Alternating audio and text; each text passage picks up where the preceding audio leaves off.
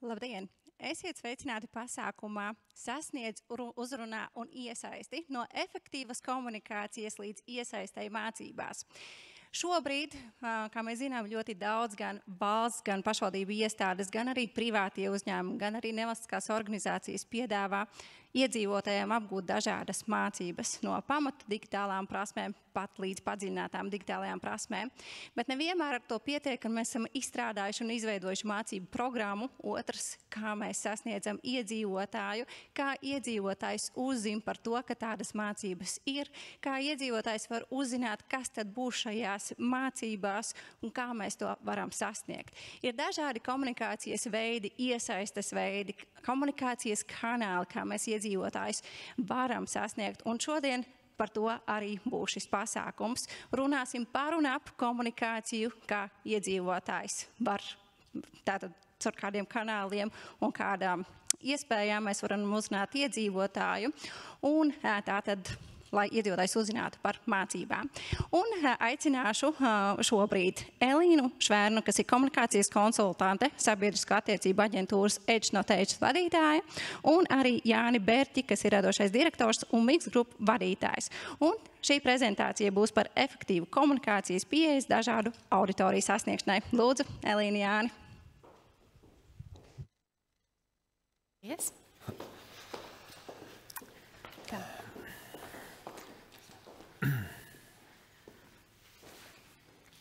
Tā, labdien visiem! Tad mani sauc Elīna Švērna, es pārstāvu aģentūru Edge no Tech, kas ir daļa no Mixed grupas, un šodien mēs esam divatā ar manu kolēģi un partneri.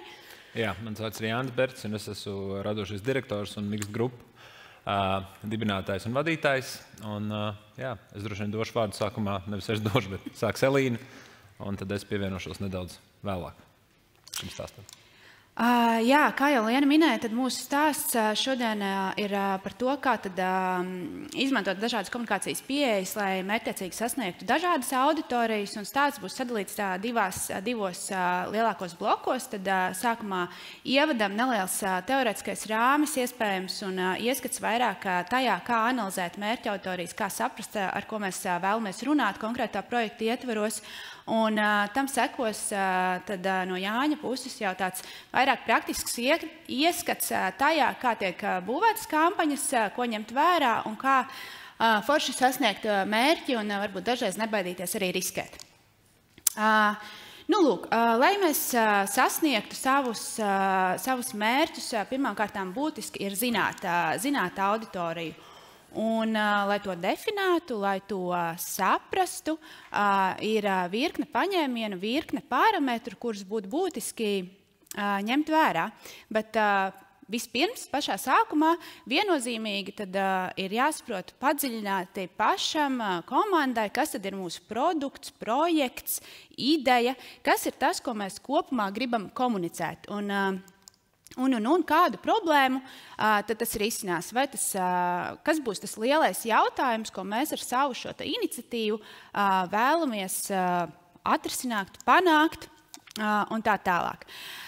Tāpat pirms domāt par auditoriju, tad saprast arī, kas ir mērķis, skaidrs, konkrēts, izmērāms lielais mērķis. Vai tas ir mainīt uzvedību, vai tas ir veicināt kādu konkrētu pakalpojuma izmantošanu, piemēram, kāda digitālā vai e-pakalpojuma gan pašvaldību, gan valsts pārvaldes kontekstā lietošanu. Vai rosinājums uz konkrētu rīcību. Tātad, vai mēs vēlamies, ka sabiedrība piedalās kādā iniciatīvā, piedalās kādā notikumā, pasākumā. Un par uzdevumiem domājot, tad attiecīgi, kas tad ir tie mazie soļi, kā es to panākšu? Kas ir tās konkrētās aktivitātes? Vai es īstenošu kampaņu sociālo tīklu vidē, organizēšu pasākumus, veikšu virkni citu aktivitāšu, kas man palīdzēs virzīties uz šo lielo mērķi? Lūk, un visbeidzot, tad, kam tad šī mana ideja, šis pakalpojums vai projekts būs visaktuālākais? Kas ir tā sabiedrības daļa, ar kuru mēs vēlamies runāt? Un jāteic, ka visbiežāk, lai arī publiskajos iepirkumos, lielajās kampaņās bieži vien ir nodefinēta visa sabiedrība no 18 līdz 65 gadiem, visbiežāk tas tā Visticamāk, gluži nebūs, jo tā auditorija un arī tas, ko mēs darām praksē, īstenojot vai veidojot, būvējot dažādas kampaņas, tomēr mēs viņus sadalām smalkāk, saprotot, kas ir tā primārā auditorija, ar kuru mēs vēlamies runāt, kuru mēs vēlamies sasniegt galvenokārt, kas ir tie būtiskākie sabiedrības locekļi, cilvēki, iedzīvotāji, kurus mums ir jāaizskar. Un, attiecīgi, tam seko sekundārā auditorija, kas arī ir būtiska, bet tā top sasniegt vairāk pakārtoti. Un, tur jau atkal var būt visa sabiedrība iespējams, vai arī kādas konkrētas pakārtotās sabiedrības grupas. Tas, kā auditorija visbiežāk raksturo, ir šie demogrāfiskie rādītāji. Un vēlreiz atgriežoties pie tiem lielajiem projektiem vai arī publiskās vides komunikācijas projektiem, tur visbiežāk tiek izmantoti demogrāfijas dati un visbiežāk tieši vecums. Un šeit ir izmantots sadalījums, kas ir bijis lietots kādā no SKDS pētījumiem, tad jau smalkāk saskaldīt šī visa sabiedrība. Un, ja jūs ieskatāties informācijā, kas ir redzama ekrānā, tad skaidrs, ka katru šo vecuma grupu raksturo nedaudz citi parametri, par kuriem mēs arī tālāk nedaudz parunāsim. Bet pie demogrāfijas viennozīmīgi pieder arī citi aspekti, kā dzimums, vai mēs runājam ar vīriešiem vai sievietēm galvenokārt. Ģimenes status var būt būtisks aspekts, izglītība, zemāks, augstāks izglītības līmenis, tāpat arī nodarbinātības jautājumi. Iespējams, ir aktivitātes, komunikācijas kampaņas, kurās mēs tieši vēlamies sasniegt to daļu, kura varbūt nav aktīvajā darba tirgū vai ir bezdarbnieku statusā konkrētajā brīdī. Tāpat būtisks parametrs, par ko domāt, analizējot savu mērķa auditoriju, viennozīmīgi ir arī geogrāfiskā piederība, vai mēs runājam varbūt ar konkrētām pilsētām, novadiem, vai mēs runājam ar pilsētas vai lauku iedzīvotājiem. Jo tas viss veido šī cilvēka profilu, intereses un virkni citu aktualitāšu dzīvē. Tāpat arī sociālās iezīmes kā ienākumu līmenis, profesionālais status vai piederība kādām profesionālajām grupām, amatiem, nozarēm. Un visbeidzot, tad tādi tīri cilvēcīgie lielumi, kas ir personības iezīmes, ar to saprotot gan intereses, nodarbošanās, tehnoloģiju lietošanas paradumus, cik advancēti cilvēki ir šajās digitālajās tehnoloģijās, vai viņi izmanto mobīlos telefonus, attiecīgi vietālruņus, vai varbūt gluži pretēji, ka mēs runājam ar sabiedrības daļu, kurām šīs ierīces ir svešas. Tāpat arī sociālās iesaistes līmenis, aktivitāte sabiedrībā, cik aktīvi cilvēki piedalās dažādās norisēs, vai viņi apmeklē pasākumus, kādus pasākumus viņi apmeklē. Un tā uz priekšu domājot, mēs varam radīt tādu kā savas mērķa auditorijas profilu, saprotot šīs auditorijas vajadzības, vēlmes un to, kas viņiem ir svarīgi, lai mēs maksimāli varētu pielāgot arī komunikācijas materiālus.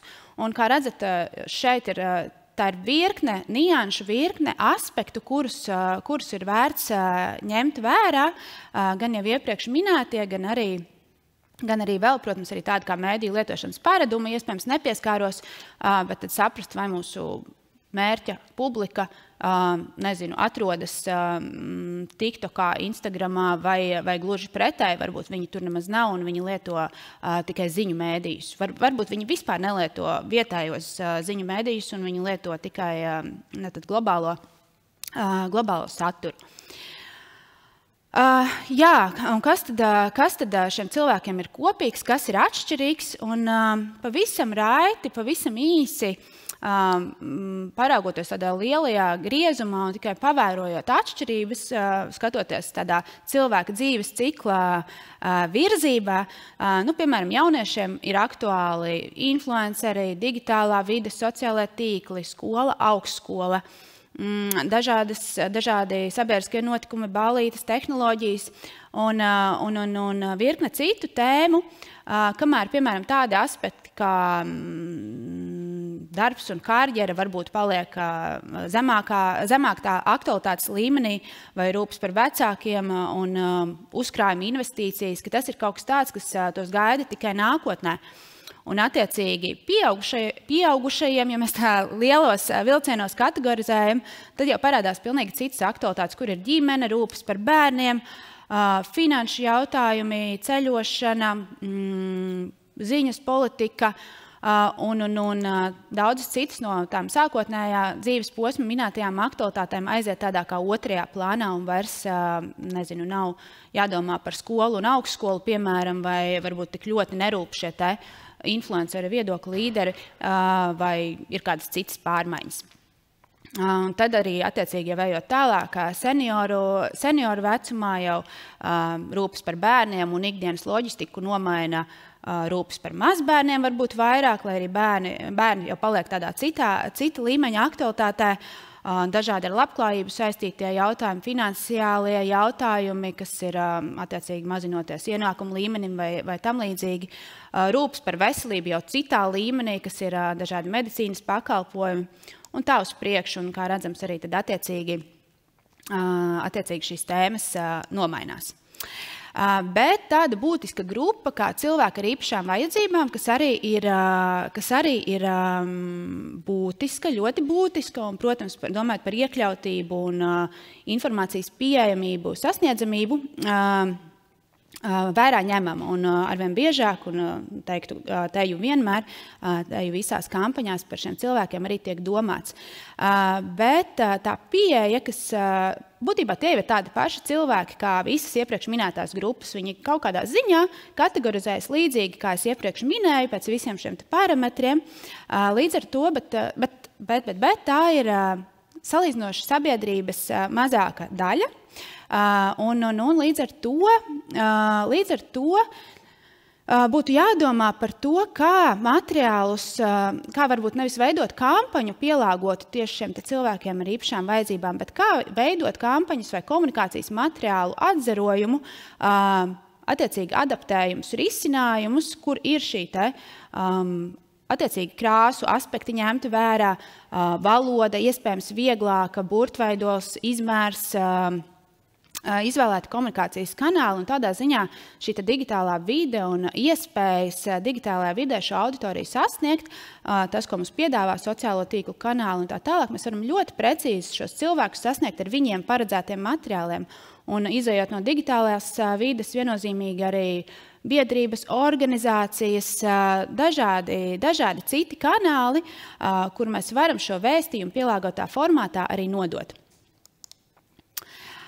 Un kā tad izmantot tās zināšanas un izpratni, kas ir izveidota par mērķa auditoriju, tad viennozīmīgi integrējot šo informāciju, tās elementus kampaņas vizuālajos, tekstuālajos materiālos un risinājumos, rosināt vēlamās asociācijas, rosināt piederības sajūtu, iespēju identificēties ar kādiem konkrētiem risinājumiem, vai tie ir, un šeit runāju par visām komunikācijas pieejām, vai tas būtu video rullītis vai sociālo tīklu ieraksts, bet tātad uzrunāts caur šīs mērķautorijas vajadzību prizmu. Runāt valodā, kādā runā mērķa auditorija, tātad nerunāt ar jauniešiem, varbūt pārāk aroganti, vai ar senioriem nerunāt valodā, ko saprot jaunieši, tad ņemt vērā arī tādas aspektus un pievērst uzmanību, kur tad šie cilvēki atrodas, šī sabiedrības daļa, kur mēs vēlamies primāri sasniegt, kuros mēdījos, kuros kanālos, kurā vietā. Un tas viss sasaucas ar visu iepriekš minēto par šiem mērķautoriju raksturojošajiem aspektiem. Svarīgi, viennozīmīgi, kur mēs katrs noteikti kādreiz iekrītam, ir nepaļauties uz stereotipiem un savu subjektīvo viedokli, jo tas, ka mēs pazīstam dažus pusauģus, un mums viņi ģimenē vai mūsu paziņu lokā ir tieši tādi, nebūtu nenozīmē, ka visi Latvijas pusauģi ir tieši tādi. Tāpat jebkuru citu auditoriju skatoties. Tātad būt pēc iespējas ar vēsu prātu, analītiskiem, ņemt vērā visus šos aspektus, kā geogrāfisko interešu un tā tālāk, lai saprastu, kas ir tas lielais kopums, ar ko mēs runājam. Vēl svarīgāk tas, ka neviens materiāls jau nestrādā viens un pats par sevi. Jo, lai mēs sasniegtu vienalga, kuru mērķa auditoriju, veiksmes pamatā viennozīmīgi būs tas, ka mēs, protams, kombinēt dažādas pieejas, dažādus risinājumus, uzrunāt auditoriju no dažādām pusēm ar dažādām pieejām. Un, ja reklāma, radošie koncepti, kas ir vizuālie risinājumi, saukļi, logo vai dažādi interaktīvi materiāli, kā video rullīši un tā tālāk, pilda vienu funkciju un varbūt sasniegs auditoriju vienā kanālā, tad, piemēram, sabiedriskās attiecības jau ietver jau tādu detalizētāku vēstījumu nodošanu, skaidrojošo komunikāciju caur mediju attiecībām, publicitāti medijos un publiskajā telpā vai caur pasākumiem, esot klātienē, satiekot šo auditoriju. Un visbeidzot mediju izvietojums, kas ir mediju plānošana, kur tad šī reklāma, kur šie materiāli tiek komunicēti, kas ir gana datos balstīta pieeja, un kā mēs arī esam sapratuši, tīri strādājot praksē, ka patiesībā jau tās foršākās kampaņas, tās foršākie rezultāti veidojas tieši tad, kad visi šīs sadaļas strādā tādā ciešā sazobē, un viss ir viens otru papildinošs, un tad mēs arī varam visefektīvāk nonākt pie mērķa. Mazliet tuvojos jau noslēgumam, bet mazliet pieskaroties tiem kanāliem, ko es minēju.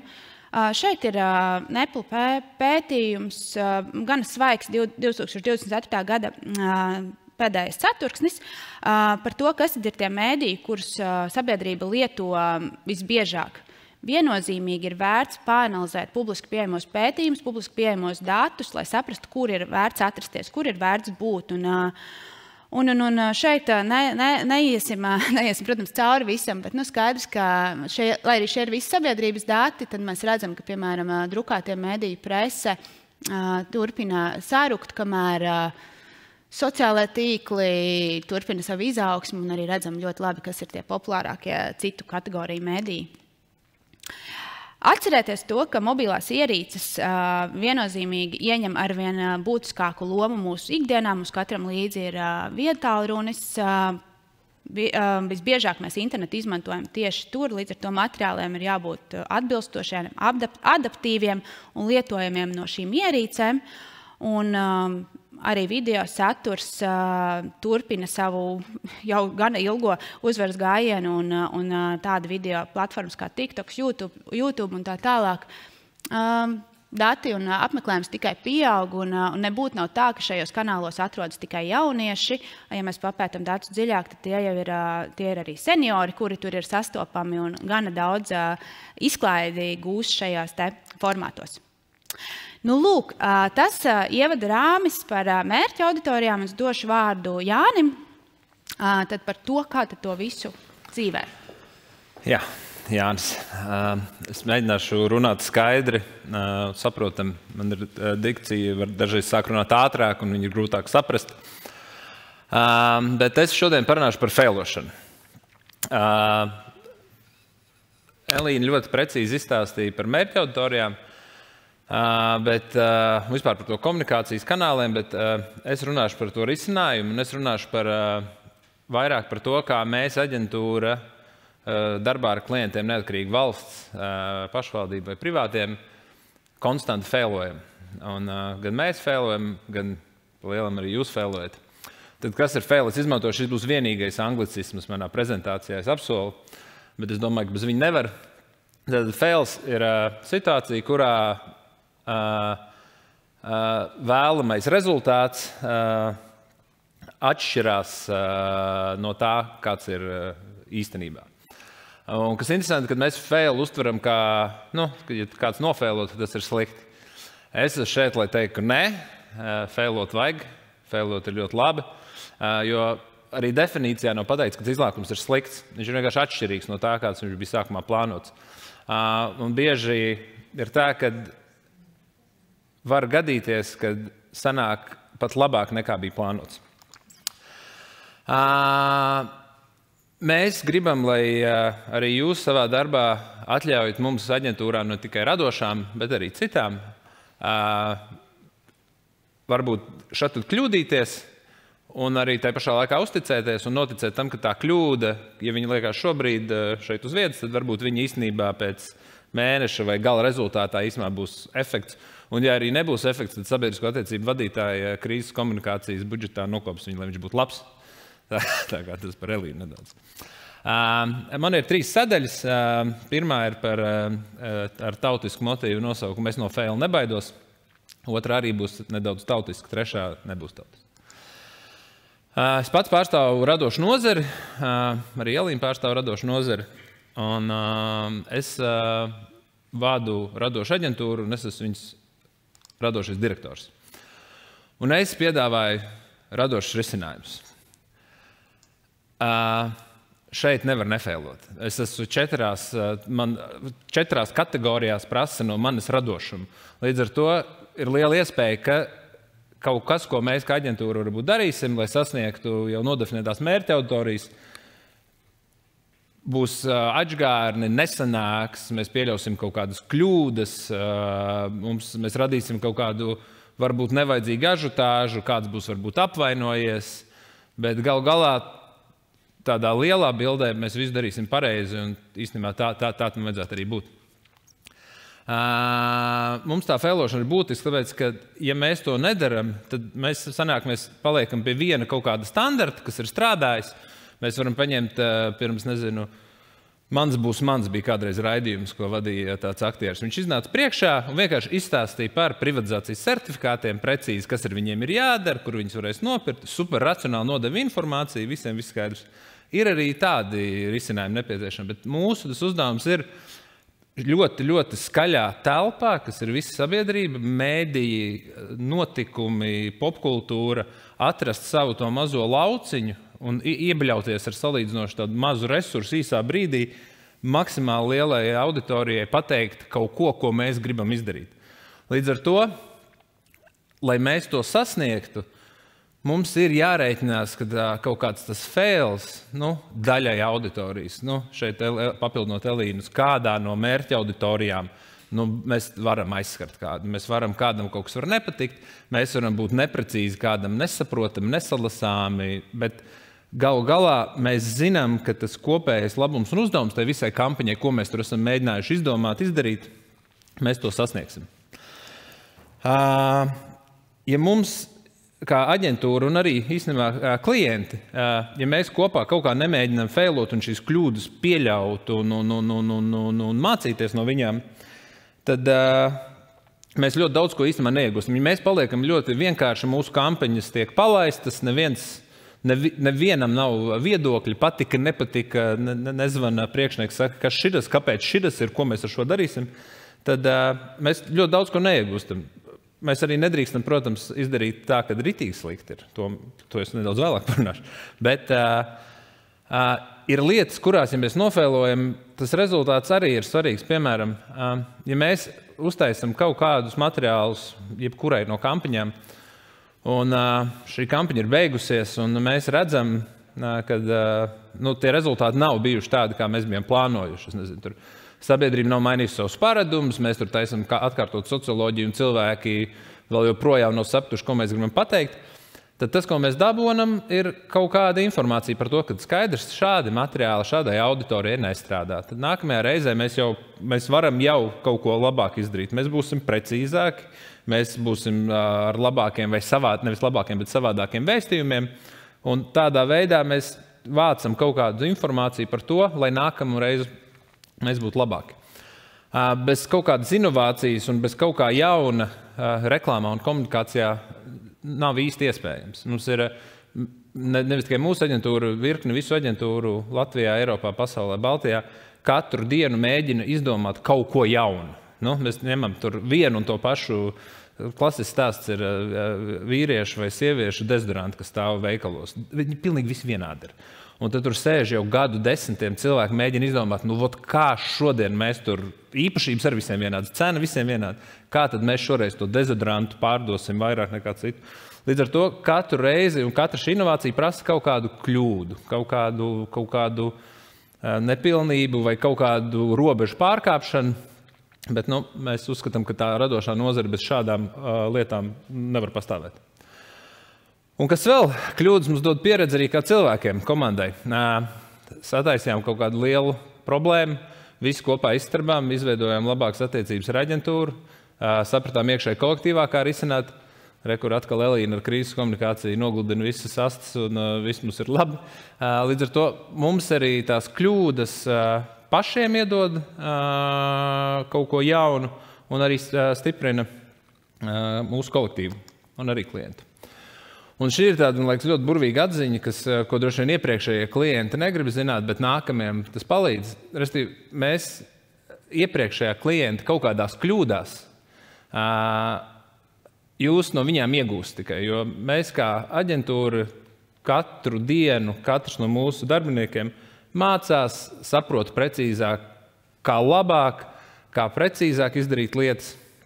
Un mums tas aģentūra un domāšanas cikliskums vienmēr ir tāds, ka katrs nākamais dabūna kaut kā bišķi labāk, jo mums tā pieredze ir jau par vienu lietu labāk, jau mēs zinām. Mēs tur gadu nostrādājām ar vienu klientu, nākamā gadā mēs zināsim jau visas tās lietas, ko mēs darījām, mēs būsim visi gudrāki.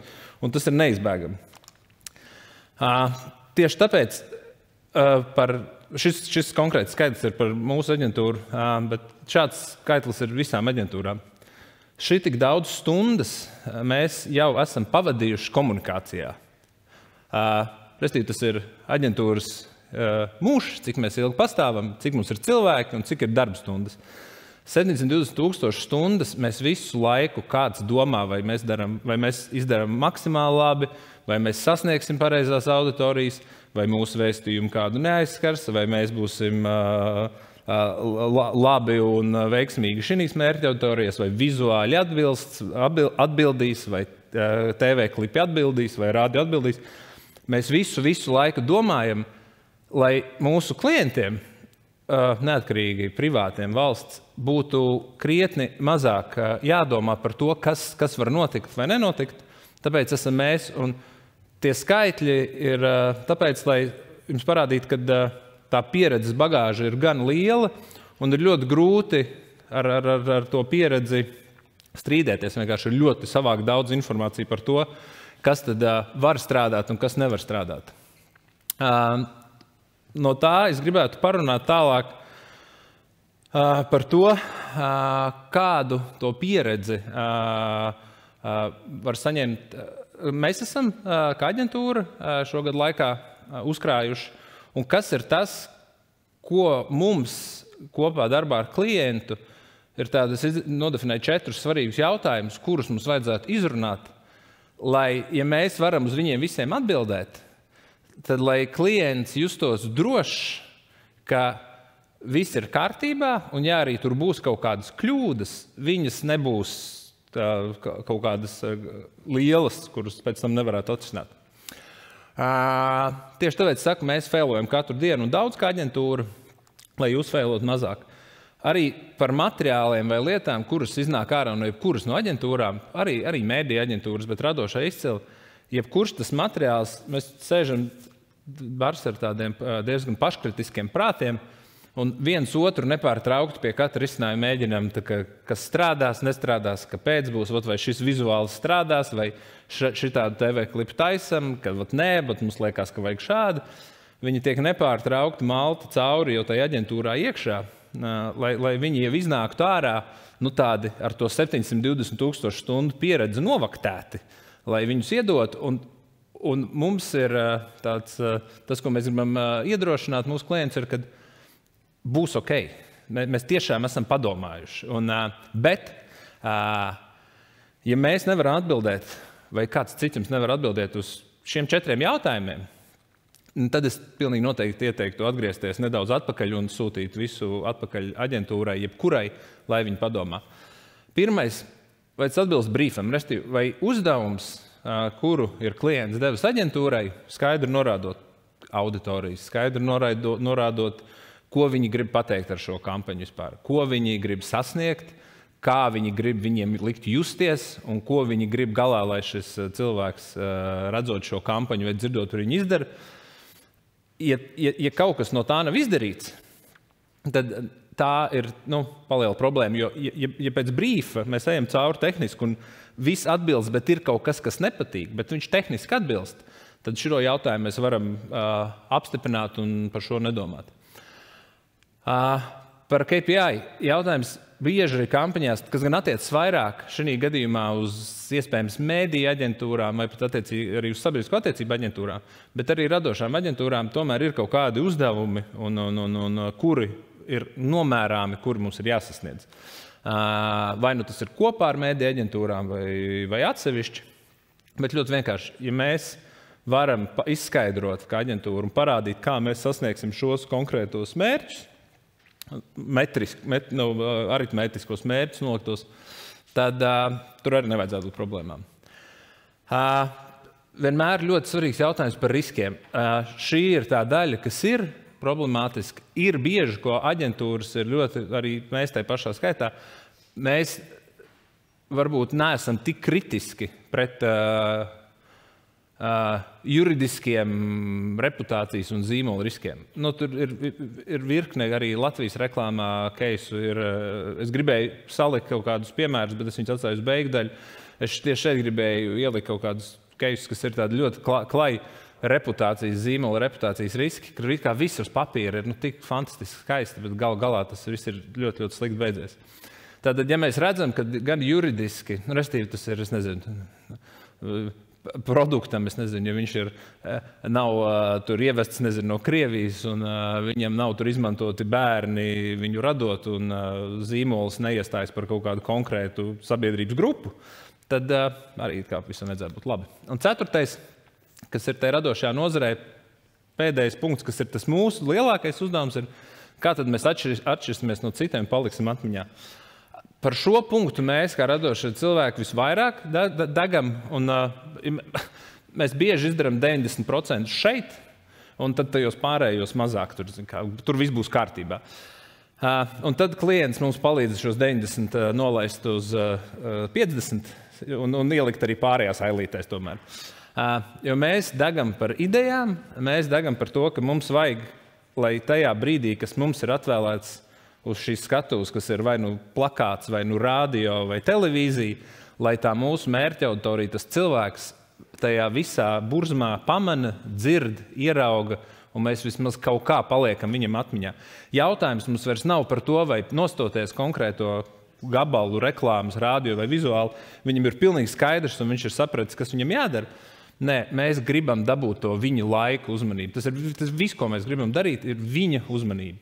Ja mēs dabūsim to cilvēku ar klasiskais stāsts ar kaķu video, ar bēbīšiem reklāmās tikai dēļ tās uzmanības. Bet tajā brīdī, ja jau 20 liek tos kaķus, tad grūti, bet mēs cīnāmies par to uzmanību. Restīvi, ja uz šiem 4 jautājumiem mēs, kā radoša aģentūra strādājot ar klientu, esam spējuši atbildēt un nav vienā no šīm kaut kādas lielas problēmas, tad pa lielam mēs uzskatām, ka viss ir apstiprināts.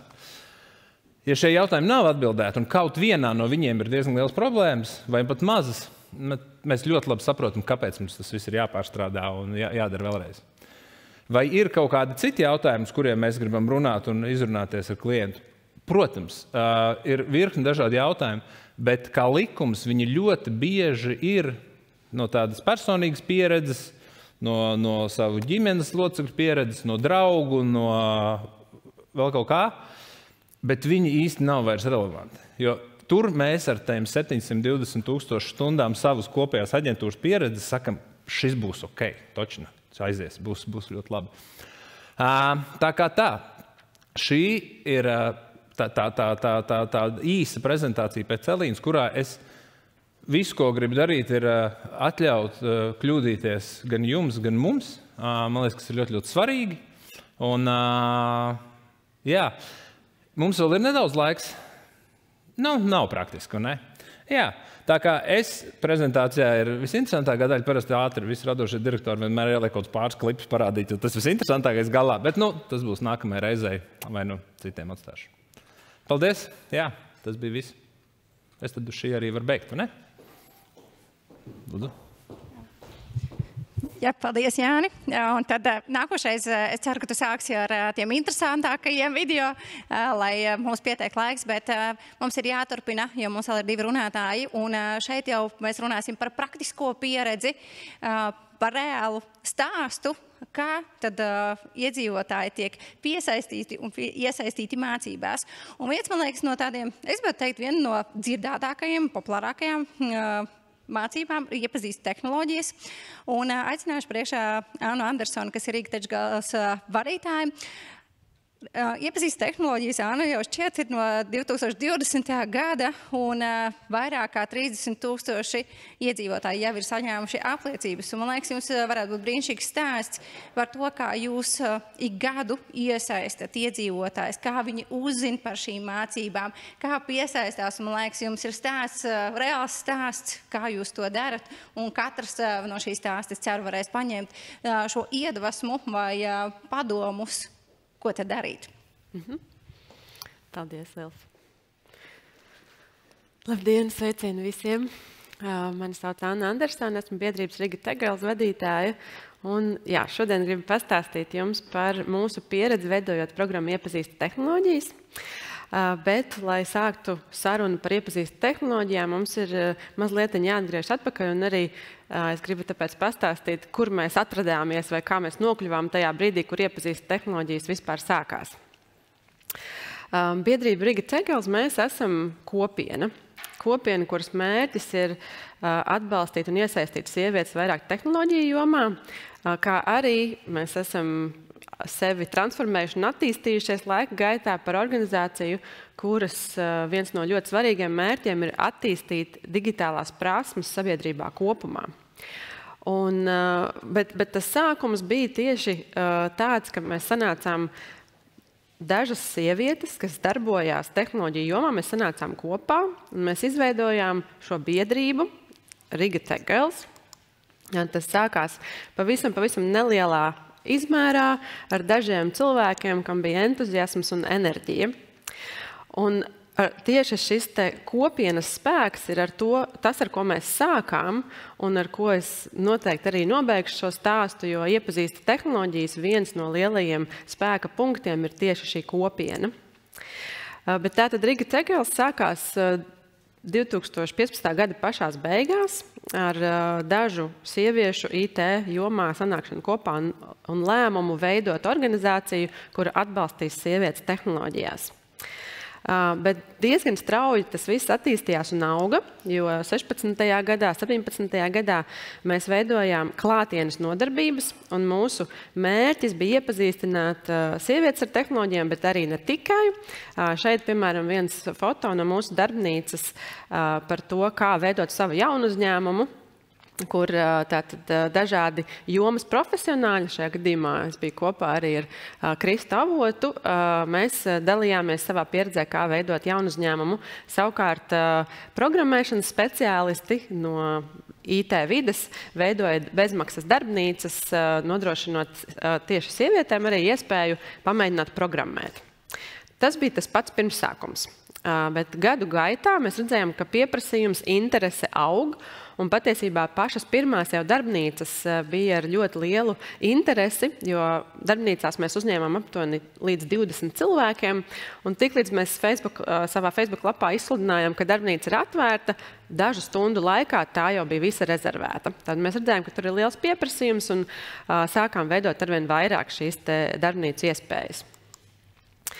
2020. gads bija liels pārmaiņu gads mums visiem, visā pasaulē un arī mums Latvijā. Un šis bija brīdis, kad arī Rīga Tech Girls notika pats lielākais klātienes notikums. Tas bija mūsu pats pirmais hakatons. Šeit var redzēt dalībniekus priecīgas un tika radītas pirmās jaunuzņēmuma idejas.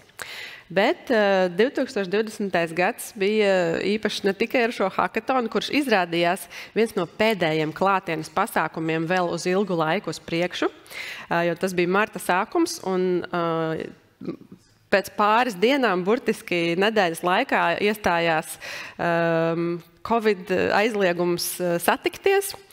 Un patiesībā tajā brīdī mēs bijām tādā lūzuma punktā organizācijā. Mēs bijām darbojušies 4 gadus, un viss, ko mēs darījām, bija noticis klātienē. Un man kā vadītājai tajā brīdī bija milzīgi pārdzīvojumi, jo es domāju, viss mūsu darbība ir beigusies. Riga Tegels vairs nevarēs eksistēt, jo klātienes pasākumi vairs nevar notikt. Bet kas notika? Notika pilnīgi pretējais. Iestājoties šai Covid situācijai, bija apdraudētas daudzas darba vietas, un īpaši sievietes savās darba vietās bija apdraudētas, jo ļoti daudz sieviešu strādā apkalpojošā sfērā, kura pilnībā apstājās tajā brīdī. Un kas notika tajā brīdī? Mēs pieteicāmies grantam Google filantropijas organizācijai ar mērķi palīdzēt šīm sievietēm, kuras ir vai nu zaudējušas darbu vai varētu drīzumā zaudēt darbu, pārkvalificēties un ieiet tehnoloģiju jomā. Un tas ir tas, kā radās iepazīst tehnoloģijas, tā bija atbilde šai Covid situācijai, tam, ka cilvēki bija kritiskā situācijā un tieši sievietes bija ļoti apdraudētas. Tātad pati pirmā iepazīsta tehnoloģijas programma radās 2020. gadā. Vasarā mēs izsludinājām šo programmu, tad pavasarī mēs pieteicāmies grantam, šo grantu mums apstiprināja. Vasarā mēs izsludinājām un sākām programmu. Šeit ir pirmā nodarbība, 28. jūlijas. Vasarā tiešsaistē. Liekas šobrīd neticami. Vasaras vidū tiešsaistē cilvēki pieslēgsies programmai par prasmi apgūšanu, bet mēs sastapāmies ar milzīgu atsaucību. Un tas, ko varbūt jūs neredzat, bet šeit ir rakstīts 24,000 skatījumu. Šo pirmo nodarbību redzēja vairāk kā 24,000 cilvēku. Un šajā brīdī tas, ko mēs sapratām, ka šo 4 gadu laikā strādājot, mēs esam radījuši to kopienu, kura ir atvērta, ieinteresēta un gatava iesaistīties, plus arī ar šīs kopienas spēku mēs sasniedzām vēl plašāku auditoriju. Un, protams, neatspēkojami ir tas, ka Google filantropijas organizācija bija gatava atbalstīt šo finansiāli, bet tas, ko mēs sastapām šeit paši veidojot programmu, mēs bijām 5, kas mēs veidojām programmu, bet mums pieslēdzās ap 50 profesionāļi, kas bija gatavi ziedot savu laiku un stāstīt par savu profesiju, lai to visu veicinātu un attīstītu. Tas bija tātad tas pats sākums, un tagad, gatavojoties šai prezentācijai, es sameklēju tos pirmos materiālus, sapratu, ka mums praktiski nekāda dizaina tam nebija. Mēs nezinājām, kā veidot šādu izmēru programmu, jo mūsu līdzinājās programmās bija lielākajās ap 600-800 pieteikumu. Pirmajā iepazīst tehnoloģijas gadā mēs saņēmām 4800 pieteikumu. 5 cilvēku komanda strādāja ar vairāk kā 4000 cilvēkiem programmā. Mēs to nebijām gaidījušas. Mēs strādājām dienām un naktīm, atbildējām uz ēpastiem. Bet tas, kas notika, bija, ka mēs spējām nodrošināt pietiekamu atbalstu un sajūtu cilvēkiem, ka nesoties to, ka viņu bija ļoti, ļoti daudz, mēs varējām viņus iedrošināt, atbalstīt, un viņi varēja iziet šai programmai cauri. Kas tad ir noticis gadu gaitā? Tātad ir 5 gadus šobrīd programma veidota. Un te var redzēt arī, kā tas attīstījies tīri dizainiski. 22. gadā mums pievienojās komunikācijas veidošanai aģentūra Wrong un izstrādāja brīnišķīgus risinājumus, kas arī saņēma ļoti lielu popularitāti sociālajos medijos un medijos kopumā, jo saukļi bija vieglāk nekā diskutēt vecāku čatā, ir apgūt tehnoloģijas vieglāk nekā vienoties ar 3-gadnieku un vieglāk nekā nesaplēst zeķubiks. Tātad mēs tēmējām uz šīm sieviešu smieklīgajām, bet izaicinošajām situācijām. Un tas arī bija viens no punktiem, kas vēl papildus radīja tādu ažiotāžu ap to un to popularitāti. Un tā mēs esam centušies arī gadu gaitā vienmēr asprātīgi uzrunāt cilvēkus. Tomēr es domāju, tas, kas ir pats nozīmīgākais, ir tas, ka programma bija īstajā laikā, īstajā brīdī ar īsto saturu, to, kas tajā brīdī bija vajadzīgs. Tas, ko mēs ļoti gribam nodrošināt, ir bezmaksas iespēja mācīties, jo mēs Rīgas Tegels biedrībā visi ticam tam, ka digitālās prasmes mums ir absolūti nepieciešamas pašos pamatos, un ikvienam neatkarīgi no ieņēmuma līmeņa būtu jābūt iespējai šīs prasmes apgūt. Tāpēc mūsu programma Iepazīst tehnoloģijas vienmēr bijusi un būs bezmaksas programma. Tajā ir gan tādas, varbūt vairāk lekciju formāta nodarbības, gan arī praktiskas darbnīcas. Un, kas ir nozīmīgi, mēs vienmēr veidojam kopienu, ka cilvēki, kas piedalās, var arī savā starpā viens otru atbalstīt un dažreiz veidojas tādas nelielas dombiedru grupiņas, kas vienotram vēl dod kādus papildus materiālus vai vēlāk turpina sadarboties. Kopā tātad 5 gadu laikā mūsu programmā ir piedalījušies vairāk kā 30,000 cilvēku. Kā nu kurā gadā tas apjoms nedaudz lielāks vai nedaudz mazāks. 23. gadā mēs diezgan apzināti neuzņēmām vairāk dalībnieku, jo mūsu mērķis 23. gadā mazliet vēl mēs viņu mazliet pielāgojām. Šajā gadā mēs pirmo gadu arī sadarbojāmies ar Labklājības ministriju un nodrošinājām visai programmai surdo tulku un arī pielāgojām mājaslapu cilvēkiem ar dažādām vajadzībām, veidojot programmu vēl iekļaujošāku. Iepazīst tehnoloģijas vienmēr ir bijusi iekļaujoša pilnīgi ikvienam cilvēkam atvērta programma. Šajā brīdī, pirms 2 gadiem, mēs vēl īpašāk par to piedomājām. Un tāpēc nolēmām, ka mēs nemēģināsim aptvert absolūtāko maksimumu, bet mēs palikām pie 4950 dalībniekiem, lai arī kontrolētu to, kā mēs spējam atbalstīt tos cilvēkus, kas ir pieteikušies. Pagājušajā gadā mēs programmu piedāvājām 2 reizes un arī sasniedzām vēl vairāk dalībnieku skaitu. Kas tad ir Iepazīst tehnoloģijas vispār pašos pamatos? Šobrīd mēs šo programmu esam izveidojuši par 2 mēnešu programmu. Te ir informācija par 24. gada rudeni. Tieši šobrīd var pieteikties arī šī gada pavasara programmai, kura sāksies tūliņa aprīlī. Arī 2 mēnešu laikā būs iespēja apgūt nodarbības, piedalīties praktiskajās darbnīcās.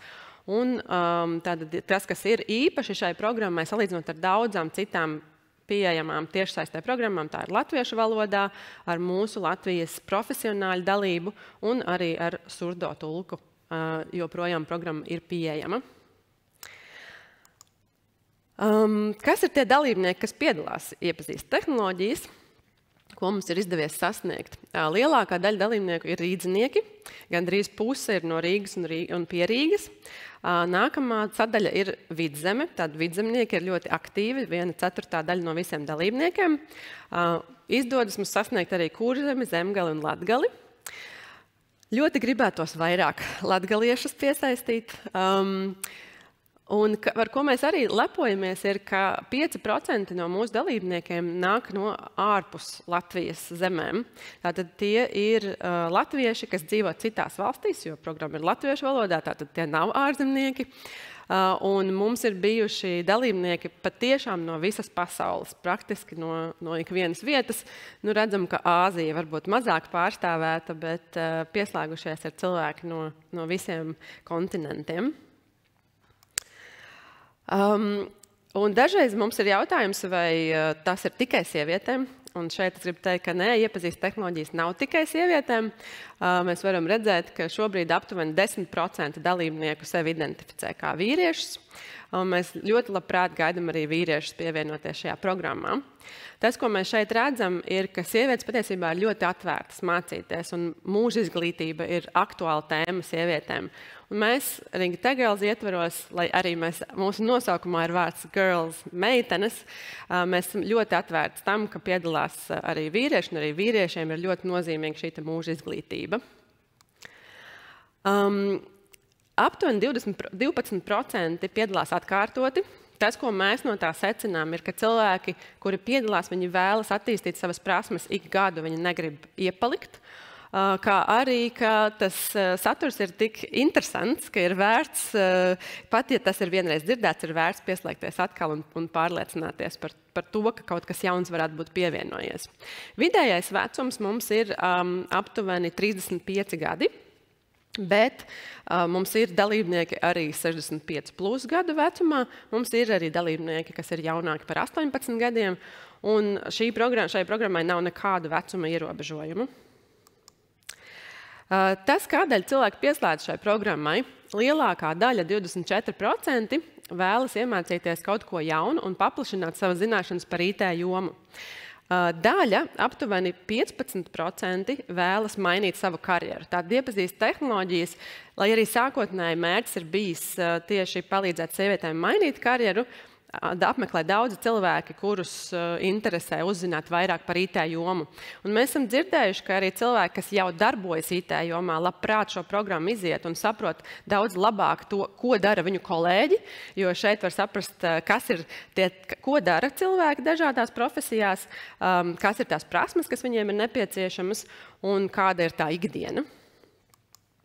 Mēs ļoti lepojamies ar to, ka mums ir arī mūsu vietējie partneri, kas ik gadu atbalsta programmu, pie kuriem mēs varam veidot klātienes pasākumus, kur ir ļoti, ļoti pieprasīti. Un kā nozīmīga daļa kopienas veidošanai ir arī klātienes pasākumi. Tā šeit, piemēram, ir pārgājiens Lilastē, kurā piedalījās 120 dalībnieki, un katru gadu šie pārgājieni ir viena no priecīgākajām un emocionālākajām daļām. Kas ir ļoti nozīmīgi, ka mēs izmantojam un aicinam piedalīties programmā jomas profesionāļus no Latvijas. Un šeit ir saraksts ar tiem pasniedzējiem, kas ir arī šā brīža programmā. Tie ir gan doktori, gan doktora grāda turētāji, gan vadoši pētnieki, gan organizāciju vadītāji. Un šie cilvēki piedalās, dalās ar savu laiku un zināšanām, lai palīdzētu visai sabiedrībai attīstīties. Te mazliet nobrucis, bet tas, ko gribēju šeit parādīt, ir, ka, ja vērtē 5 punktu skalā, mūsu programmas lekcijas un nodarbības ir novērtētas, augstākais 4,9 no 5, bet lielākoties virs 4,5 no 5. Tātad tas saturs ir kvalitatīvs un interesants. Mēs neesam liela komanda, kas veido iepazīst tehnoloģijas, un gadu gaitā mēs esam mazliet mainījušies, bet visi cilvēki ir profesionāļi no IT jomas un ar lielu pieredzi šajā jomā, tāpēc arī mēs varam to saturu piedāvāt tik vērtīgu. Noteikti jāatzīmē arī visi mūsu atbalstītāji, tā skaitā arī informatīvie atbalstītāji, jo katra programma mums atbalsta informatīvi un arī mēdī ir ļoti atsaucīgi. Un, lai arī katru gadu un programmas ietvaros tie atbalstītāji var mainīties, tomēr bez šiem atbalstītājiem, kas arī veido mūsu kopienu, tā veiksme nebūtu iespējama. Un ļoti priecājos arī par to, ka ik katru programmu un arī mēdī ir ļoti atsaucīgi pastāstīt par to, ka ir iespēja pieteikties. Šeit ir no 21. gada, manuprāt, kur es attālināti piedalījos TV3 900 sekundēs. Tad ir pagājušajā gadā dalība kopā ar manu kolēģi Elvīru, un šogad manas kolēģis Līna un Agnes arī piedalījās šajā rīta raidījumā. Mēs vienmēr redzam, ka tas rīta raidījums rada papildus ažiotāžu un interesi. Un gribu uzsvērt arī, ka mums ir bijis atbalsts no gan ministrijām, gan arī no prezidenta kancelēs. Pirmā lēdija Andra Levita ir bijusi mūsu patronese un piedalījusies gan mūsu atklāšanās, gan arī stāstījusi plašāk par to. Un arī mūsu ministra prezidenta Evika Siliņa pēdējās programmās ir bijusi kā viena no runātājām atklāšanām. Tātad pats galvenais, ko gribu no tā visa atstāt ar jums, ir tas, ka ir svarīgi runāt par īsto tēmu īstajā brīdī. Ir svarīgi, kāda ir organizācijas vai veidotāju reputācija, kas ir tie cilvēki. Ir svarīgi iesaistīt profesionāļus, kas zina, par ko viņi runā un ikdienā ar to strādā. Kopiena un atbalsts, kas veido patīkamu pieredzi, un kvalitatīvs saturs ar vieglumu ir tas, kas mums ir strādājis tieši iepazīst tehnoloģijās. Katru gadu mēs to arī uzlabojam, un noteikti tas nebūtu bijis iespējams bez partneriem un mēdījiem, kas arī mūs vienmēr ir atbalstījuši. Tas no manas puses arī viss. Paldies jums! Paldies, Anna! Man liekas, brīnišķīgs stāsts, un lai izdodas 2025. gadā pat ar lielāku statistiku. Es būšu godīgi, esmu pieteikusies, man liekas, uz kādiem 3 vai 4 EPSIS tehnoloģijām. Un neesmu veiksmīgi nonākusi nevienam līdz galam, bet es esmu daļu noklausījusies katru gadu. Un tas, kas man patīk vēl varbūt no komunikācijas viedokļa, kas ir uzlabojies šo gadu laikā, kad man vienmēr tiek atsūtīts tāds atgādinājums vai uzmundrinājums, kas tad ir noticis šoreiz, kas ir bijis tas šķērslis, kāpēc šogad nav pabeigts. Un aizpildi aptaujas anketu, lai mēs zinātu, ko mums uzlabot, lai tu nākamreiz pabeigtu. Man liekas, tas ir brīnišķīgi arī no tādas komunikācijas viedokļa. Tas nav tāds, kāpēc tu to neizdarīji vai ko, bet kas ir noticis. Un arī domājot par savām mācībām, ko jūs varat ikdienā, nevienmēr vajag varbūt nostrosties vai ko, bet paprasīt, kas ir pa iemeslus, ko mēs varam uzlabot, lai jūs nākamreiz pabeigt šīs mācības. Paldies, Āna. Nav noslēpums, ka varam šobrīd īstenot projektu sabiedrības digitālo prasmju attīstība. Un cipars, kas mums ir jāsasniedz līdz nākamā gada aprīlim, ir diezgan izaicinoši 40,000 iedzīvotāji, kuri ir piedalījušies mācībās un uzlabojuši savas digitālās pašpakalpošanās prasmes. Un viena no mūsu mērķa auditorijām ir cilvēki bez digitālajām prasmēm vai ar zemām digitālajām prasmēm. Un arī viena no tādām svarīgām mērķa auditorijām, ko mēs vēlamies, lai piedalās šajā projektā, ir seniori. Un ja mēs runājam par komunikāciju, tad nevienmēr, kā mums šķiet, kā mēs komunicējam, mūs saprot, arī kas atspoguļājas Jāņa un Elīnas prezentācijā, jo citreiz varbūt mēs runājam par sarežģītu. Mums šķiet saprotam, bet nevienmēr mērķa auditoriju, kuru mēs gribam, mūs saprot un sadzird. Un tāpēc es domāju, ka neviens cits labāk mums nevarēs šobrīd pastāstīt tieši par to, kā uzrunāt, iesaistīt seniorus, kā viņi sadzird kādu komunikāciju, kā uztver. Un aicināšu priekšā Liesmu Kalvu, kas ir Latvijas Pensionāru federācijas darba koordinātore un arī laikraksta Latvijas pensionārs redaktore.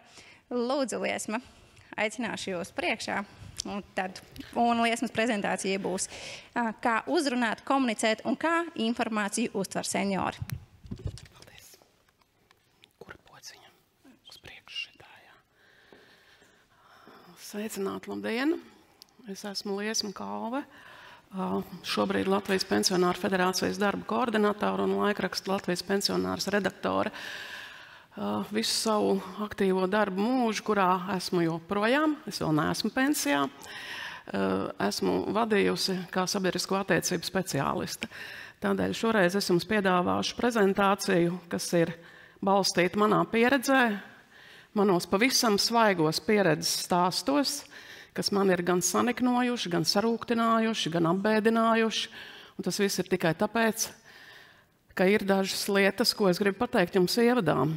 Latvijas sabiedrība ir ļoti labi iemācījusies komunicēt ar dažādām sabiedrības grupām, kas mums ir jaunas, ir iemācījusies komunicēt ar ārvalstniekiem, viņu valodā, ar ārvalstniekiem viestrādniekiem, ar ārvalstniekiem bēgļiem, ar seksuālām minoritātēm. Mēs esam ļoti iekļaujoša sabiedrība, mēs esam toleranti, mēs to visu labi protam. Netik labi mums iet ar to sabiedrības daļu, ko mēs saucam par cilvēkiem ar invaliditāti. Mums ir ļoti grūti un smagi pielāgot vidas pieejamību, bet pavisam aizaudzis lauciņš ir tas, par kuru šobrīd Eiropas pensionāri cīnās ļoti aktīvi. Tas ir vecuma vienlīdzība un veco cilvēku integrēšana un iekļaujoša politika sabiedrībā. Pieminēšu to, ka Latvijā pašlaik ir 440,000 pensionāru. Tā ir gandrīz 1/4 daļa no valsts piederīgajiem, no kuriem 68,000 ir aktīvi darba tirgū. Viņi strādā, lai gan tas nav viegli. Jūs to vēl šobrīd nevarat iedomāties. Es neredzu šeit nevienu 65-gadnieku, nevienu pensionāru. Ir tomēr, jūs ļoti labi izskatāties. Grūti pat to pateikt. Lūk, bet, lai iekļūtu šai darba tirgu un lai noturētos tajā, lai spētu konkurēt darba tirgu, šobrīd tas ir mega super grūti. Bet atpakaļ pie prezentācijas. Jā, un tātad par šo, vēl ko es gribu teikt savai aizstāvībai, prezentācija nebūs akadēmiskos pētījumos balstīta, prezentācija nebūs zinātniski pamatot. Kā jau es iepriekš jums teicu, tā ir tikai un vienīgi mana personīgā pieredze. Bet viņa ir, ticiet man, tā ir gara. Kopš 93. gada esmu šajā jomā. Tātad no brīža, kad sabiedriskās attiecības Latvijā un īpaši valsts pārvaldē tika vērtētas kā cilvēks, kurš veiksmīgi prot pasūtīt 3 mājas tālāk žurnālistu, kurš laužas iekšā iestādes durvīs un grib kaut ko par to uzzināt. Tātad no tiem laikiem. Ja man varams mīļā ministrija, ar kuru mēs brīnišķīgi labi sadarbojamies, uzdod jautājumu, kā uzrunāt, komunicēt un kā informāciju uztver seniori, man sākumā šķita, ka tas ir pasakāms vienā vienkāršā nepaplašinātā teikumā. Tiešsaistē un ar cieņu. Cieņpilni un tiešsaistē. Šie būtu 2 atslēgas vārdi. Tomēr, kad sāku šķetināt savu pieredzi, sapratu, ka ir daudz ko vairāk teikt, un es ļoti ceru, ka šī mana pirmā prezentācija, kur ir gatavot speciāli šim pasākumam un tikai šim pasākumam, varbūt, ka tā aizsāks kaut ko labu, un mēs varēsim sākt aktīvi strādāt pie tā, lai arī Latvijā šis karoks, kāds ir pacelts Eiropā par vecu cilvēku integrāciju sabiedrībā, paceltos jo augstu. Es ļoti ceru, ka šis ir kā laba sākums. Tātad, ja mēs ļoti labi zinām, kādas ir komunikācijas iespējas, ja mēs to saliekam tā saucamajās Maslow piramīdās, tad skaidrs, ka jaunie cilvēki visvairāk komunicē digitālajā vidē, sociālajos tīklos, neatraujot degunas no viedierīcēm.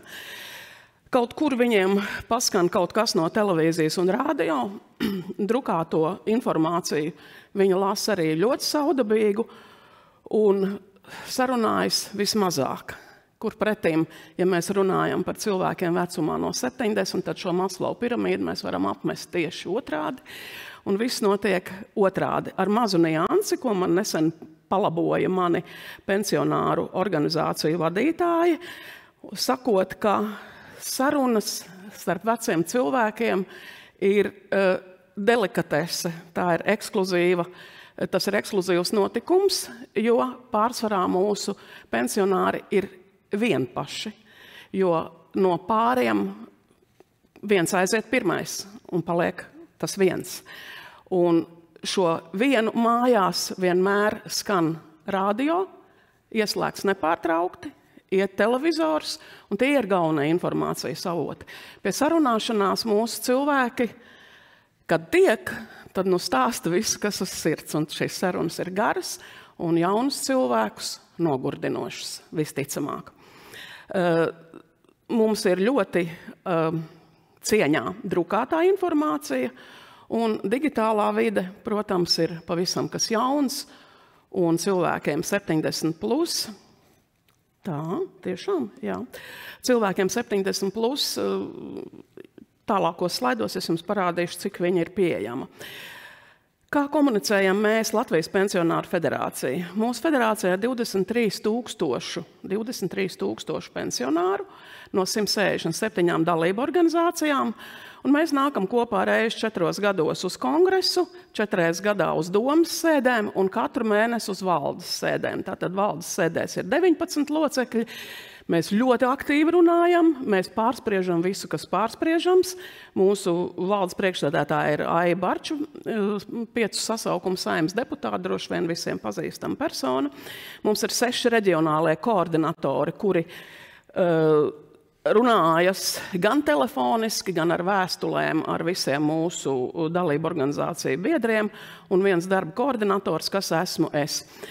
Tātad, savukārt šajā reģionālajā līmenī mēs esam, droši vien jūs arī zinat, ir tas priekšstats sabiedrībā tāds naratīvs izveidojies, ka pensionāri to vien dara, kā braukā ekskursijās, ballējās, un viņiem viss ir kārtībā, viņiem ir jautri, un par to mēs arī rakstam savā laikrakstā Latvijas pensionārs. Mums ir 25 000 tirāžas laikraksts bezmaksas, izplata to mēnesi aptiekas. Es arī sūtu pa pastu daudziem, kas to vēlas. Viņš ir pieejams mūsu bibliotekā un mūsu birojā. Un pēdējā laikraksta numurā, ko es ļoti atvainojos, es aizmirsu paņemt šodien līdzi, bet jūs noteikti varat to dabūt. Tur mēs uzsākam ļoti aktīvu sadarbību ar Varam, un Varams visu savu informāciju gan par klientu apkalpošanas centriem, gan par saviem mācību centriem publicē mūsu laikraksta pēdējā numurā un būs arī nākošajā numurā. Tātad šī ir tā drukātā prese, ar kuru mēs nodrošinām burtiski katru mūsu biedrības pensionāru. Mēs laipni lūdzam, ja jums ir kas sakāms mūsu pensionāriem, nāciet, runājam, es pierakstīšu tādā valodā, kādā mūsu pensionāri to saprot. Piedodiet, nebūs ierēģņu valodas, bet būs vienkārša valoda. Mēs esam arī sociālos tīklos, mums ir Facebookā profils un mums ir sava mājaslapa, kur mēs ievietojam atbilstoši mūsdienu prasībām visu pamatu informāciju par mūsu organizāciju. Lūk, arī solītais slaids par senioru komunikācijas realitāti digitālajā vidē. Neraugoties uz to, ka es slavēju Varam ministriju, es tomēr nelīdz galam saprotu šo milzīgo tempu, kādā valsts pārvalde tiek pārnesta uz digitālo vidi, jo tā nav pieejama senioriem. Viņa nav. Statistika ir šāda. Tātad no 22% pensionāru, kas ir mūsu valsts piederīgie, tikai 20% ir pieejams internets un viedierīces. Un kas ir vēl sliktāk, tikai 40% no tiem, kuriem šīs viedierīces ir pieejams, spēj un prot ar tām rīkoties lietotāja līmenī. Tad jūs redzat, cik tas ir niecīgs skaits, un tātad pārsvarā mēs varam teikt, ka šie 80% no 440 000, viņi nonāk šajā atstumtības zonā, kuru viņi nespēja iesaistīties ne diskusijās, neizteikt savu viedokli, neiesniegt konkursos savus projektus. Īpaši tas attiecas uz SIF, kur ir iespējams iesniegt tikai un vienīgi digitālā formātā ar e-parakstu, kā visa mūsu pensionāriem nav. Un tikko kā arī uzzinu to, ka mums turpmāk norēķina ar valsts pārvaldes institūcijām, ir iespējami tikai ar e-rēķiniem un atkal ar šiem pašiem e-parakstiem. Tātad mēs ar vienu vārdu sakam, ka nē, šī digitālā vide ir tikai papildus pakalpojumu saņemšanas veids, bet ar otru roku mēs virzam visu uz to, lai papildus pakalpojumu veids būtu tomēr tiešsaiste. Tātad runājot par valodu, par to, kādā valodā mēs runājam mūsu laikrakstā, kas ir mūsu šobrīd, jūs no stāstītā droši vien to sapratāt, ka tā ir tā lielākā platforma, caur kuru mēs sazināmies ar saviem pensionāriem, jo viņi ļoti labprāt lasa. Teorijā definīcija, kas ir komunikācija, izlasiet to tekstu un mēģiniet tagad saprast.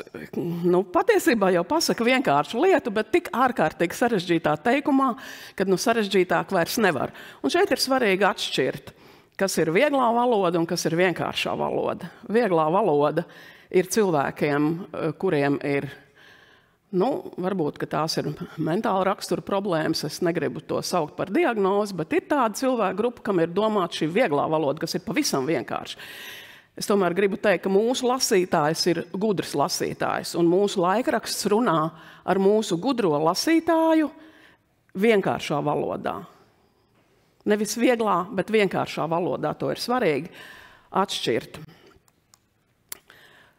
Lūk, un tagad būs mani pieredzes stāsti, kurus es jau iepriekš atvainojos, ja kādu tas varbūt aizskar. Ja kāds ir pieredzējis kaut ko līdzīgu un nav aizdomājies, cik dramatiski tas izskatās un izklausās no pensionāra viedokļa.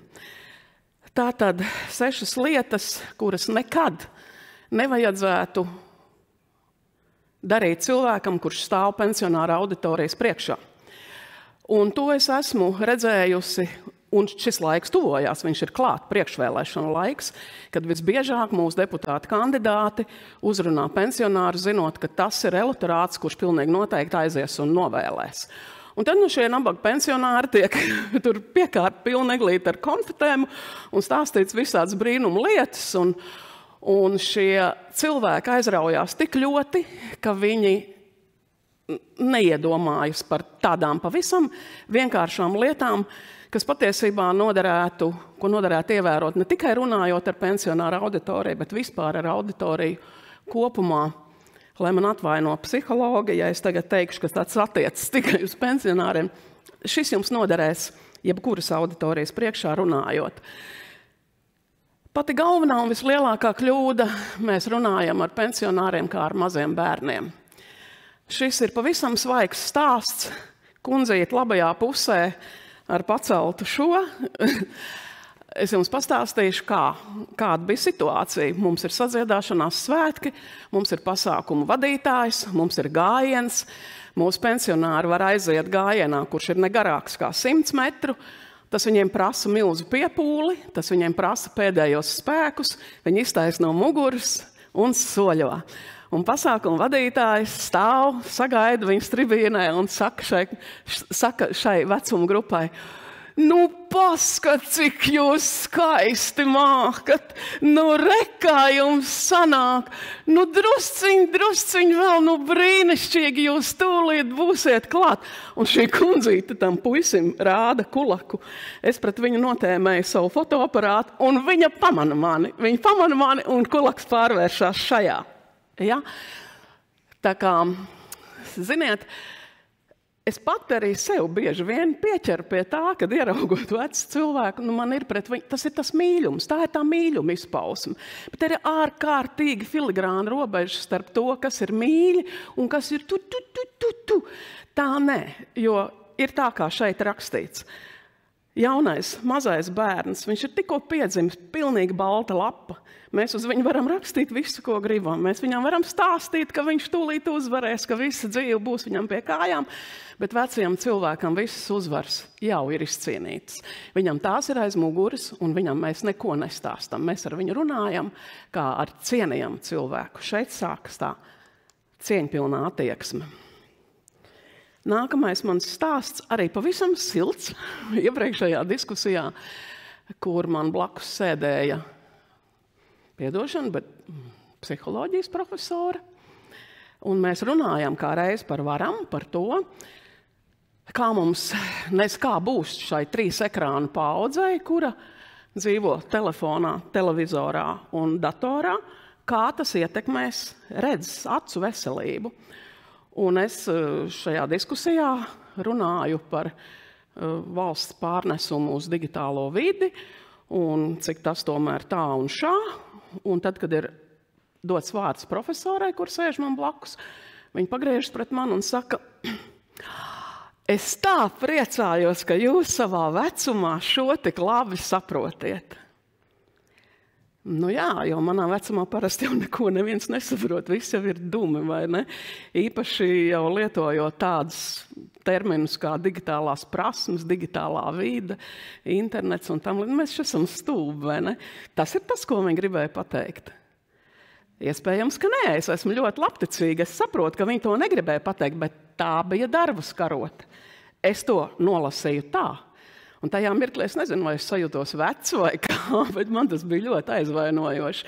Jo patiesībā jau 93. gadā, kad es strādāju skolā un skolās ienāca pirmie datori, es kopā ar informātikas pasniedzēju izstrādāju, mēs uzģenerējām programmu, pēc kuras mani pasaules literatūras audzēkņi, skolnieki kārtoja eksāmenu, sēžot datorklasē.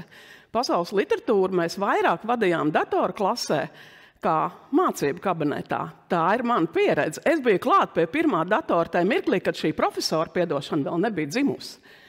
Un viņa man saka: cik skaisti, ka jūs to saprot. Lūk, tā kā nenovērtējiet par zemu veco cilvēku pieredzi, jo tā ir milzīgi gara, tā noteikti ir jaunās dāmas un kungi vismaz 50 reizes bagātāka kā jūsu, un jūs nekad nevarat zināt, kam pie šūpuļa ir stāvējis šis vecais cilvēks. Šis stāsts. Tātad kad vecu cilvēku priekšā nostājas nākamais politiķis, viņš neskapēc uzskata par savu svētāko pienākumu pateikt, jūs ziniet, man arī ir vectētiņš un vecmāmiņa. Nu, kas to būtu domājis, vai ne? Mēs domājam, ka tu esi puķu dārzā atrasts, ka tu esi kāpostos radies. Un tev tiešām ir vectētiņš un vecmāmiņa. Un tas ļoti labi parāda to, cik milzīga plaisa ir starp šo jauno cilvēku un starp veco paudzi, ka viņam šķiet, ka tas ir kaut kas ģeniāls, ka viņš to var atzīt, kad viņam arī ir vectētiņš un vecmāmiņa, jo parasti jau indigo bērni, ja, mēs esam nes no kurienes, no kosmosa atnākuši, tādi visi briesmīgi gudri un ārkārtīgi citādāki nekā jūs visi, bet es nolaižos līdz jūsu līmeni un pasaku arī, man ir vectētiņš un vecmāmiņa. Un šķiet, ka kā ar šādiem vārdiem vispār var kādu aizvainot, bet var, un ļoti pamatīgi var. Tā kā vajadzētu ļoti piesardzīgi pret šo izturēties pa labi. Tā ir mana vīrmāte, ja kas viņai šobrīd ir 94 gadi. Un, kad es viņai jautāju, tu vispār saproti, ka tev tūlīt būs 100, visa kāds 100, man ir 60, ne vairāk. Tās ir viņas sajūtas, bet par to mazliet vēlāk. Jā, un kas atkal? Atkal tā lielā solīšana. Protams, kad ja jūs stāvat bērnu priekšā, jūs varat viņiem solīt, ka būs tā un mamma nerāsies un būs labas sekmes un būs viss pēc kārtas. Bet, kad jūs stāvat vecu cilvēku priekšā, tad ziniet, kad strādā pilnīgi cits likums. Jo jūs vairāk solat, jo jums mazāk tic. Jo cilvēks, kurš sola, apmēram ir tas pats, kas taisnojās un mēģina dot kaut kādu nākotnē jau kaut kādu tādu, es to izdarīšu. Nu, ja tu to tā saki, tad tu nekad neizdarīsi. Un jo vairāk tu soli, jo cilvēks vairāk soli, jo Dievs augšā skaļāk smejas. Vai ne? Un no tiem solījumiem ļoti reti, kad kaut kas izdodas. Veci cilvēki to saprot ar 7. maņām. Jauni cilvēki vēl klausās un iedziļinās un varbūt arī sadzird. Lūk, šis ir visskumjākais piedzīvojums arī ar kādu pasākumu, kurā politiķi ir uzsākuši savu kampaņu un viņus ir apmācījuši video treneri un iestāstījuši. Un katrs cilvēks, kurš stāv auditorijas priekšā, arī es šobrīd meklēju acu kontaktu ar kādu. Ja? Ja es redzu, kad man ir acu kontakts, es runāju ar to cilvēku un stāstu viņam. Un ir pilna zāle ar veciem cilvēkiem. Tas notiek Latvijas senioru kopienas apvienības ļoti plašā pasākumā, kur piedalījās apmēram 200 cilvēku. Stāv priekšā pieredzējis politiķis, un es redzu, ka viņš ir ieurbis ar acīm vienā kundzītē, jo tā kundzīte visu laiku, ja, viņa māja. Un šim kungam liekas, ka viņi piekrīt burtiski katram viņa vārdam. Viņa māja. Un vienā mirklī es redzu, ka tai kundzītei sāk trīcēt rokas. Viņa vairs nevar izturēt, jo tas kungs runā tikai un vienīgi ar viņu. Un jā, un jūs saprotiet, un jā, un jūs saprotiet, un viņa tikai jā, un jā. Un vienā mirklī viņa neiztur, viņa pacēla rungu gaisā. Viņai ir nūja rokā, viņa paceļ rungu, viņa grib brīdināt, viņa tu beidz uz mani skatīties, tas man tracina. Man ir slimība, ja? Tāpēc es māju ar galvu. Ne jau tāpēc, ka viņi piekristu. Un ko šis cienījamais deputāta kandidāts? Jūs gribējāt kaut ko teikt? Ja? Tā vietā viņam nepielec joprojām. Viņš savā iedomībā ir tik milzīgi uzpūties, ka viņš pat nesaprot to, ka viņš runā ar slimu cilvēku, kuram šī galva kratās slimības dēļ, ne jau tāpēc, ka viņi baigi tur piekrist visam, ko viņš saka. Šīs ir tādas kāju mīnas, uz kurām kāpja politiķi viens aiz otra. Es esmu ļoti daudz priekšvēlēšanu kampaņas organizējis ļoti dažādām partijām. Es esmu vienmēr sekojusi viņiem līdzi, un nav tāda mītiņa, kurā es nesatiktu kādu no šiem stāstiem. Un kas ir pēdējā lieta? Par nekritizē mēs varam runāt, un to zina visi, ka nevajag konkurences kritizēt. Bet ar veciem cilvēkiem tas ir tā, kad savas dzīves gaitā katrs cilvēks, ko viņš ir izvēlējies kā to, ko celt uz pjedestāla, viņu no turienes neviens nenogāzīs. Un ja jūs to centīsieties darīt, tas nozīmē, ka jūs būsiet apgānījis viņu dievu, un tas nekādā ziņā nestrādā jums par labu.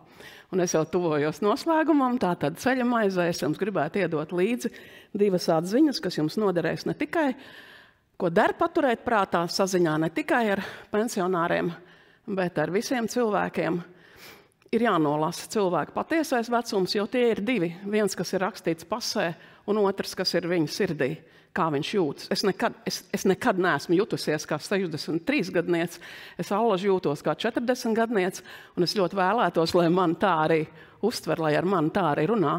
Un ja jūs ar mani tā runāsiet, tad mums būs kopīga valoda, un ja jūs gribat sarunāties ar ministru, tad uzvedaties kā viņš, un ja jūs gribat sarunāties ar pensionāru, uzvedaties kā viņš. Sirsnīgi pateicos, tas ir mans tētis, kuras ļoti mīlu. Un, ja jums ir kādi jautājumi vai kas sakāms, labprāt sagaidīšu jūsu zvanus, vēstules un publikācijas mūsu laikrakstā. Paldies jums! Jā, paldies, Liesma. Man liekas, interesants stāstījums. Katrs no jums, kas bija šeit klātienē vai mūs vēroja attālināti, varēja kaut ko no tā stāsta paņemt. Un ne tikai no Liesmas stāsta, gan no Annas, gan arī no Elīnas un Jāņa stāsta. Video ieraksts būs pieejams gan YouTube kanālā, gan arī Varam kontā. To būs iespējams noskatīties atkārtoti. Paldies jums visiem, kas šodien pieslēdzāties, un uz tikšanos jau citos pasākumos. Paldies jums!